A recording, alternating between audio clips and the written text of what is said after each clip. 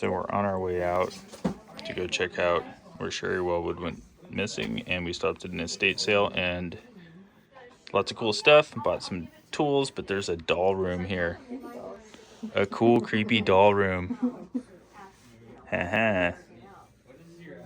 Tempted to buy some to leave them out places just to creep people out.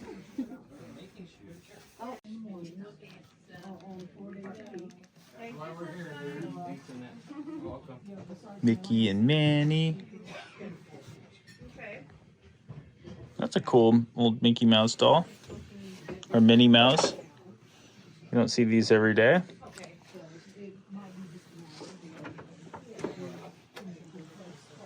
We got forest gnomes. What? What is that? Test tube baby. Test tube baby. Oh my god, that's very X-Files. That's interesting. Look, the clown doll. Where's the clown doll? Right here. Oh, the clown doll. Come into the forest, little girl. Oh. We all float down here. We all float. Alright, so we're heading out towards Spencer Creek Road, and it's definitely getting more and more rural out here. No idea why Sherry Wellwood would have come out here. She was from Portland. She didn't know the area. And apparently, her car was found stuck in some snow up here. So when we get to the area where her car was found, we'll come back in and shoot some more video and In talk a quarter about... mile, slight left. No. So if you come up out of Murphy and take a left on Spencer Creek Access Road, it becomes all BLM land after this kind of rural neighborhood here. And we know Sherry Wellwood traveled up this way. We're gonna go try to find the coordinates for where her car was found. All right, we're a little bit further up the road. I can hear some people shooting off in the distance. Really, really common on BLM land. And we drove by this rest in peace marker on the side of the road. And looks like the name's missing. 1990 to 2008. So 18-year-old. Probably went off the road here and died. Another death mystery. We do not know who went off the road and perished. Rest in peace marker is. Gotta climb down. Let's see.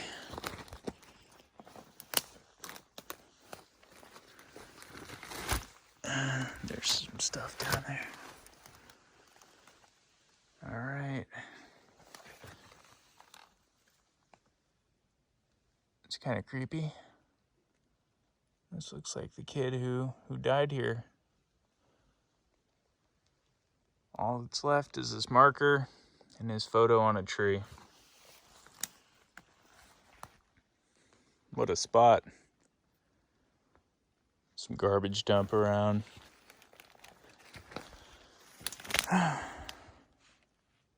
All right. Well, maybe it's a good idea to come back here and go mushroom hunting. Looks like some really good forest. So the road is paved in this section, but I know it becomes a dirt road here. It's a really cool boulder. Our car was found at 4,200 feet, so we got some climbing to do. And who knows what we're gonna find out on the BLM land. Maybe even luck into some mines or abandoned cars, or who knows. Okay, so we're still sub 3,000 feet. We've been climbing for a while on the dirt road. And if she made it up to 4,200 feet in the snow up here, she had quite the trek. So we've got a ways to go. We've been climbing for a little while. The road is still really passable. I would imagine even in wintertime with a little bit of snow on the ground, if it was snowing when she came up here, it would still be passable even for a two-wheel drive car. I haven't seen anything crazy yet. All right, so we've gone even further up, and we're reading about a guy who tried to do the exact same thing we were doing on Web Sluice, and he took a couple of different routes up to this junction, the top of the mountain, and it's definitely getting more harrowing. We just went through an area that was pretty overgrown, really difficult to get through without making contact with trees. Hey, look, the road's getting a little better once you get through that. Question is, why would you come up here if you're from Portland? This is an area only locals know about. In fact, we're locals, and this is the first time we've ever come up here. Looks cool. All right, so we're still on the hunt here. This is BLM Road 38551, and it goes up and becomes very treacherous. We're actually gonna park down here off the main road, Spencer Creek Road. We're gonna walk up this just a little bit. We're in the area. She definitely could have walked over here. We're gonna look for some evidence. So I know David Politis on Missing 411, he always talks about there being massive granite outcroppings or granite faces where people tend to go missing in Yosemite and elsewhere. And up here, there is a lot of granite outcroppings. Okay, so we're up at the top here. I saw what looks to be the remnants of a mining operation. And there was definitely a structure here at one time. Something old and rusty and lumber. It's probably a shack up here. A long time ago. Hey, look. Part of a boot.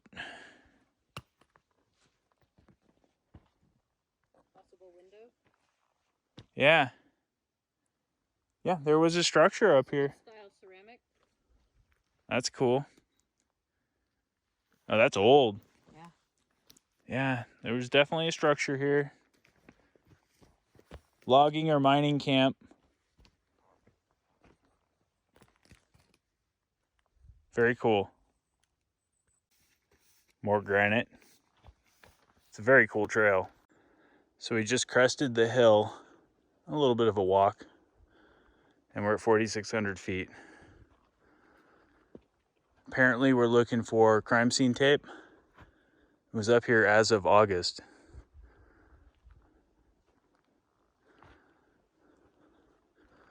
Maybe we'll see it. From the looks of things, the elevation goes up to maybe 4,800 to 5,000 feet, and we're thinking 4,600 feet is dang near the top of this mountain road, and that's the last place that Sherry Wellwood's car was found. It was a blue 2005 Hyandai Sonata. It is not a mountain climber, so it would have been quite the feat to get it up here in the wintertime, even with a little bit of snow. The road is not bad. There are some rocks in it. There are some, well, you're not seeing them right now, but we passed over some pretty good sized potholes, but nothing you couldn't do if you wanted to, even in a two-wheel drive car. Okay, so we did not locate Road 37 today. We tried. Apparently it's quite difficult to get to. We will have to come back tomorrow. But I got a good idea where it is now. We were in the right zone, but we have to have more light. And as is always the case with death mysteries, we go out, we look around, it starts getting dark on us because we're out here, but we got quite the hike in. It was beautiful. Right, Melly? Right. Right. Okay. We'll come back tomorrow and we'll locate the spot the car was. Okay, so we're on Road 376-36 where Sherry Wellwood's car was found. We didn't find it the other day when we were out here, but we're on the correct road now. We're almost at 4,600 feet. So with any luck, we will actually find the spot where her car was discovered. All right, there's a tree in the road, but we can go around it. We're no stranger to that. Lots of tree dodging when we go mushroom hunting. All right, so we're climbing and climbing, and it's becoming more and more rocky.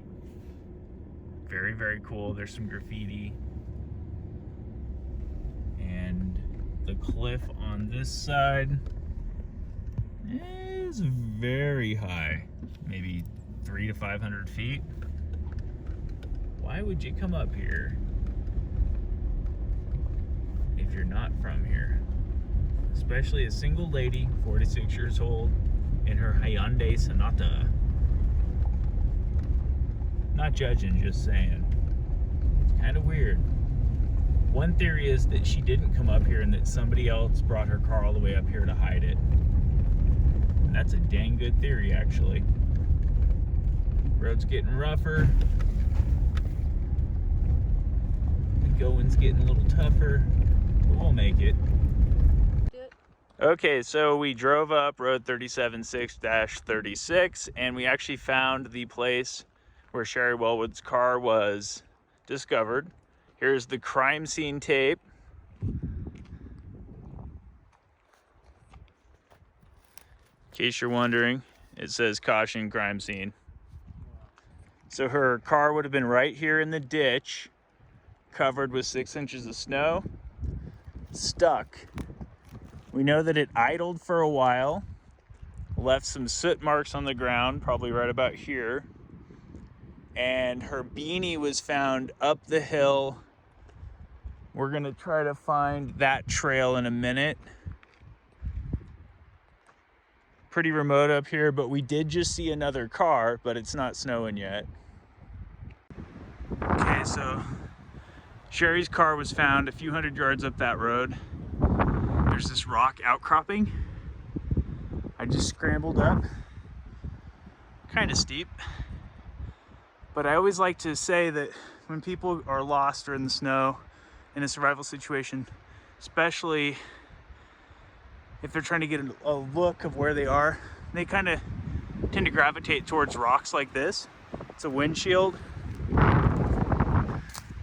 It adds a little bit of sense of security to people.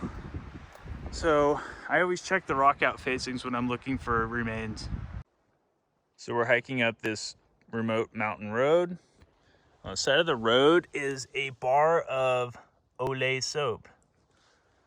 It's pretty out of place. Lady soap. Yeah, it's lady soap. Yeah, boys don't bring soap out here. They don't? No soap for boys. It's a pretty cool rock outcropping. All right, so we found a wife beater style shirt up here. It's not gonna be Sherry's unless she was wearing something like this, and I don't think she was. But yeah, anytime we find clothing in the woods, we're looking for missing people, we wanna check it out. All right, so we came up the Jeep trail that's above the road where Sherry Wellwood's car was found. And there's a really cool incline here. You can drive up, that's actually pretty steep. And there's like a bowl up here where people four-wheel drive around in their Jeep and spin donuts. Just kind of a cool area. And we are up in the snow area, the snow line. There would be a lot of snow here in winter. We're gonna hike around and see what we can find. I guess one technique that you could use, which feels kind of spooky, is to go, Sherry! Sherry! Where'd you go, Sherry? Are you up here? I'll tell you, standing up here calling her name, it kind of gives me some chills. This is, well, it's a unique approach. I doubt she'd still be alive to talk to me 10 months later, but all right, we're gonna head back down to the car and see if we can find a different approach. So this is the terrain up the hill from where Sherry Wellwood's car was discovered. It's not terribly thick. There are areas that are dense, like right over here. It's rocky. If she went uphill, maybe she was trying to get a better view of where she was.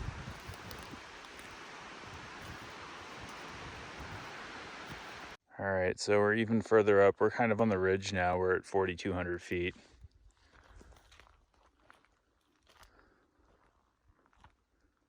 It's very steep, but you could do this in a car.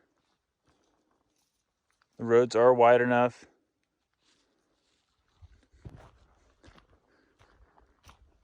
People do camp up here. It's very remote. What you do up here stays up here.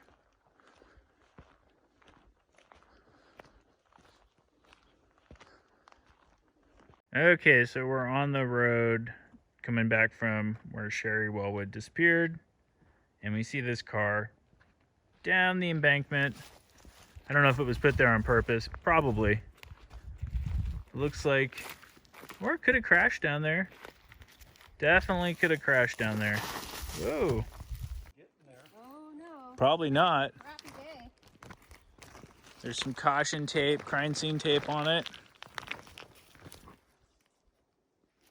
Mellie's making her way down. Yeah, that would have been not so fun. There's some bullet holes in it. At least somebody got the wheels off of it. It may have been put here on purpose. I don't know though. Must have been hauling when it hit these. Yeah. I think it was actually moving pretty good speed when it flew down here. Sheriff's line. Yeah, I don't think it's a dump either because the engine's still in it. It's not totally stripped.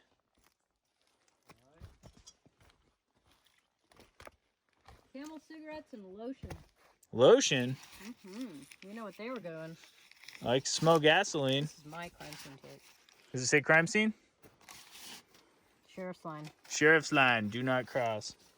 They don't need it here no more. Hey, there's a license plate in there. Yes, there is. Cool, let's put that in the garage. Somebody need a Right on. 2013. 2013, huh? I ain't touching the lotion. Well, don't touch the lotion. Well, they were doing so good until they missed the corner. Right? It's a Subaru. Oh, Mellie's gonna get some crime scene tape out of this. Got a souvenir. No sense in leaving plastic in the woods, They right? don't need this. All right. Well, It's not an active crime scene. nah.